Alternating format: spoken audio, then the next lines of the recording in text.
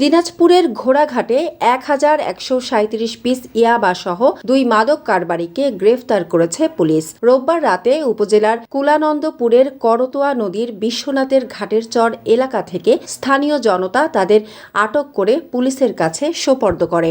গ্রেফতারকৃতরা হলেন দিনাজপুরের নবাবগঞ্জ উপজেলার কবলিপাড়া গ্রামের মোহাম্মদ রফিকুল ইসলাম এবং মোহাম্মদ শাকিল মিয়া।